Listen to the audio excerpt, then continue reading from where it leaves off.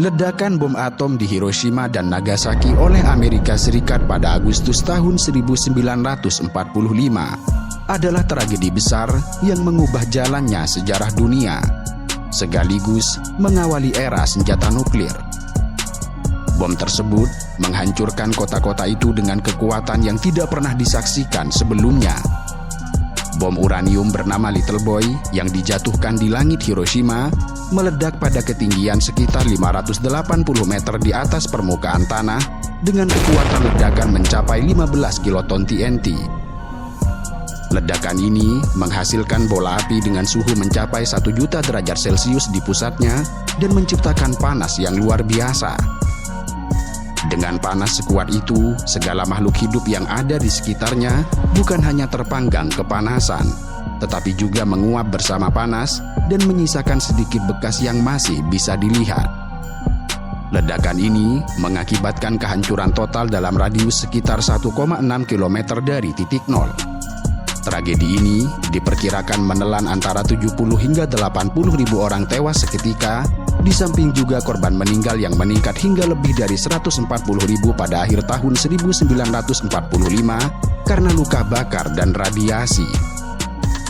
Sementara itu, bom yang dijatuhkan di Nagasaki memiliki kekuatan yang lebih besar dari sebelumnya, dengan kekuatan ledakan mencapai sekitar 21 kiloton TNT dan radius kehancuran mencapai 1,5 km dari hipocentrum. Namun beruntungnya, karena faktor topografi, ledakan ini memiliki dampak yang lebih kecil dibandingkan ledakan di Hiroshima. Kendati demikian, tetap saja ledakan ini merusak lebih dari setengah bangunan kota Nagasaki. Bom atom yang dijatuhkan di Hiroshima dan Nagasaki menjadi titik penting bagi Uni Soviet. Mereka memandang peristiwa ini dengan penuh kewaspadaan. Meskipun Soviet dan Amerika Serikat adalah sekutu dalam perang melawan Jerman, namun aksi ini memperlihatkan potensi Amerika Serikat untuk menggunakan senjata nuklir sebagai alat politik dan militer, bukan hanya untuk menyudahi Perang Dunia II, tetapi juga untuk menunjukkan kekuatan kepada Uni Soviet. Pengeboman ini menjadi awal ketidakpercayaan yang semakin dalam antara Uni Soviet dan Amerika Serikat. Stalin menganggap penggunaan bom ini sebagai ancaman terhadap Uni Soviet, dan mereka mulai bersikap lebih defensif dan agresif terhadap kebijakan luar negeri Amerika Serikat. Setelah pengeboman, Soviet mempercepat program nuklir mereka yang dipimpin oleh fisikawan Igor Kurchatov. Pada tahun 1949, yang berarti hanya 4 tahun setelah pengeboman Hiroshima dan Nagasaki, Soviet melakukan uji coba bom atom pertamanya yang bernama RDS-1 atau JO-1 yang diledakkan di daerah Kazakhstan. Di samping itu, pengeboman Hiroshima dan Nagasaki dimanfaatkan oleh Uni Soviet sebagai alat propaganda. Soviet menyebut bahwa peristiwa pengeboman itu adalah contoh nyata dari kapitalisme dan imperialisme Amerika Serikat. Soviet mengutuk penggunaan bom atom sebagai tindakan yang brutal dan mengangkat isu moralitas penggunaan senjata nuklir terhadap warga sipil. Tepat 1 tahun setelah Uni Soviet berhasil menguji bom atomnya, pada tahun 1950, Presiden Amerika Serikat, Harry Truman, memerintahkan pengembangan bom hidrogen. Keberhasilan yang telah dicapai oleh Soviet menimbulkan kekhawatiran bagi pihak Amerika Serikat, sehingga mereka merasa perlu untuk mempertahankan keunggulan militernya. Bom hidrogen, yang juga dikenal sebagai bom termonuklir, bekerja dengan mekanisme fusi nuklir, yang menggabungkan inti-inti atom untuk menghasilkan energi yang jauh lebih besar daripada reaksi fisi pada bom atom yang dijatuhkan di Hiroshima dan Nagasaki. Pada 1 November tahun 1952, atau tepat 2 tahun setelah direncanakan, Amerika Serikat melakukan uji coba bom hidrogen pertamanya bernama Ivy Mike di Kepulauan Marshall. Ivy Mike adalah perangkat uji coba, bukan senjata siap pakai, namun hasilnya menunjukkan kekuatan yang luar biasa. Dengan daya ledak sekitar 10,4 megaton TNT yang berarti 700 kali lebih kuat dari bom Little Boy yang dijatuhkan di Hiroshima. Dengan demikian, kekuatan yang dimiliki oleh bom hidrogen ini benar-benar tidak dapat dibayangkan daya rusaknya. Setelah berhasil melakukan uji coba dengan bom hidrogen pertamanya, maka 2 tahun setelah itu, tepatnya pada tahun 1954, Amerika Serikat berhasil membuat bom hidrogen pertama yang siap pakai. Bom hidrogen pertama yang bisa diangkut dan digunakan dalam operasi militer adalah Castle Bravo, yang diuji pada 1 Maret tahun 1954. Castle Bravo meledak dengan kekuatan 15 megaton TNT, lebih 2 kali lipat dari kekuatan yang diprediksi, dan menjadi uji coba nuklir terbesar yang pernah dilakukan oleh Amerika Serikat. Dengan daya ledak semacam ini, itu berarti Castle Bravo memiliki kekuatan sekitar 1000 kali lipat dari kekuatan bom Hiroshima. Dan jika Castle Bravo dijatuhkan di area perkotaan, radius kehancurannya akan mencapai puluhan kilometer dengan ledakan, panas, serta radiasi yang lebih mematikan. Panas yang dihasilkan oleh bom ini bisa menyebabkan kebakaran besar pada area yang lebih luas dibandingkan dengan bom atom Hiroshima. Keberhasilan uji coba bom hidrogen Amerika Serikat tidak membuat Uni Soviet merasa ciut dan tinggal diam. Justru, uji coba tersebut memicu Uni Soviet untuk mempercepat pengembangan bom hidrogen mereka sendiri. Maka, pada tahun 1953, Uni Soviet melakukan uji coba bom hidrogen pertamanya dengan kode Jo-4, yang dilanjutkan dengan uji coba Tsar Bomba pada tahun 1961 di Kutub Utara. Tsar Bomba memiliki daya ledak sekitar 50 megaton TNT, atau sekitar 3.300 kali lipat dari kekuatan bom di Hiroshima, dan juga 3,3 kali lebih kuat dibandingkan bom hidrogen terbesar yang pernah diuji Amerika. Oleh karena itu, Tsar Bomba menjadi bom nuklir terbesar yang pernah diledakkan. Ledakan Tsar Bomba menciptakan awan jamur setinggi sekitar 64 km, yang bahkan dapat terlihat dari jarak lebih dari 1000 km.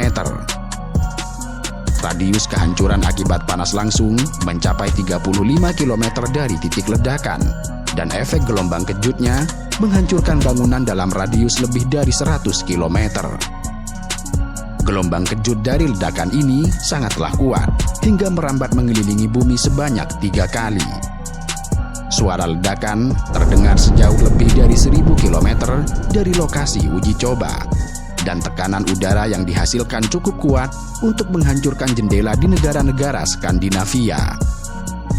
Namun beruntungnya, Tsar Bomba telah diperkecil dari rancangan aslinya. Sebab aslinya, Tsar Bomba dirancang dengan potensi ledakan mencapai 100 megaton TNT, namun diturunkan menjadi 50 megaton untuk mengurangi efek radiasi yang akan lebih luas. Soviet menyadari bahwa kekuatan 100 megaton akan menciptakan dampak radiasi yang sangat berbahaya serta sulit dikendalikan. Uji coba Tsar Bomba semakin mendorong perlombaan senjata nuklir antara Amerika Serikat dan Uni Soviet, meskipun kemudian berujung pada kesadaran bahwa senjata sebesar itu tidak praktis untuk digunakan dalam perang karena dampak destruktif yang tidak terkendali. Menyadari potensi kehancuran yang bisa dialami oleh dunia, uji coba ini berkontribusi pada upaya pengendalian senjata nuklir. Maka, pada tahun 1963, perjanjian larangan uji coba nuklir disepakati untuk melarang uji coba nuklir di atmosfer, luar angkasa, serta bawah laut. Selain dalam soal nuklir, perang dingin atau perang senyap antara Amerika dan Rusia juga berlangsung di berbagai bidang. Tanpa perang militer secara langsung, keduanya terlibat dalam perang propaganda, perang proksi, perlombaan senjata, serta pengaruh politik dan ideologi di berbagai belahan dunia. Uni Soviet yang menduduki Eropa Timur dengan ideologi komunisme dan sosialisme otoriter mengembangkan blok negara satelit komunis di bawah pengaruhnya. Sementara Amerika Serikat dengan kapitalisme dan demokrasi liberalnya melawan Soviet dengan menerapkan kebijakan penahanan untuk membatasi penyebaran paham komunisme. Selain itu, luar angkasa menjadi ajang pembuktian kekuatan teknologi dan ideologi. Dua negara ini saling mengembangkan program luar angkasa untuk menunjukkan keunggulan mereka. Pada tahun 1957, Uni Soviet berhasil meluncurkan satelit buatan bernama Sputnik 1 ke orbit, yang hal ini menjadikan Soviet sebagai negara pertama yang meluncurkan satelit buatan. Hal ini kemudian mengejutkan dunia dan menandakan keunggulan Uni Soviet dalam teknologi luar angkasa. Lalu, Amerika Serikat merespon dengan program Apollo 11 yang sukses membawa manusia pertama ke bulan pada tahun 1969. Yang hal ini menandai kemenangan simbolis AS dalam perlombaan luar angkasa. Seperti telah disebutkan, meski dua kekuatan besar ini tidak terlibat perang secara langsung, tetapi keduanya mendukung negara-negara lain yang terlibat dalam konflik. Hal ini disebut sebagai perang proksi, yang menjadi cara untuk menghambat pengaruh lawan tanpa terlibat secara langsung. Misalnya, Perang Korea yang berlangsung pada tahun 1950 hingga 1953. Korea Utara yang didukung oleh Soviet dan Tiongkok melawan Korea Selatan yang didukung oleh Amerika Serikat dan Sekutu PBB. Perang ini berakhir dengan gencatan senjata dan Korea tetap terbagi. Kemudian, Perang Vietnam yang berlangsung dari tahun 1955 hingga 1975, di mana Amerika Serikat terlibat dalam perang dengan mendukung Vietnam Selatan, melawan komunis Vietnam Utara yang didukung Uni Soviet. Setelah perang yang melelahkan, AS akhirnya mundur, dan Vietnam menjadi negara komunis. Selain itu, pada tahun 1979, Soviet pernah terjebak dalam perang panjang di Afghanistan. Kala itu, Amerika Serikat mendukung Mujahidin Afghanistan dengan persenjataan untuk melawan invasi Soviet. Dan ini menjadi perang yang melemahkan ekonomi Uni Soviet secara signifikan. Ini artinya, perang senyap antara Amerika Serikat dan Rusia telah berlangsung cukup lama. Secara resmi, Perang Dingin antara keduanya dimulai pada sekitar tahun 1947 dan berakhir pada tahun 1991 ketika Soviet mengalami kehancuran. Kendati demikian, Rusia yang tidak lain adalah wajah lain dari Soviet terus menyimpan bara dalam sekam. Artinya, meski nama Soviet bukan lagi negara resmi, tetapi jelmaan dari Soviet terus berkobar hingga kini. Amerika Serikat menghadapi banyak tantangan dalam menaklukkan atau bahkan mencoba untuk menundukkan Rusia. Selain karena faktor kekuatan yang telah dijelaskan, Rusia merupakan salah satu negara dengan kekuatan militer serta sumber daya yang sangat signifikan. Ada beberapa alasan utama yang membuat Rusia menjadi lawan yang sulit bagi Amerika Serikat, mulai dari geografi yang luas, kekuatan militer, kedalaman sejarah, serta identitas nasional yang kuat, hingga struktur politik dan dukungan dari negara-negara sekutunya. Secara geografis, Rusia memiliki luas wilayah lebih dari 17 km persegi, yang membuat negara ini sebagai salah satu yang terbesar di dunia. Hal ini membuat operasi militer di Rusia sangat sulit karena jarak yang harus ditempuh untuk menguasai wilayah tersebut terlalu besar.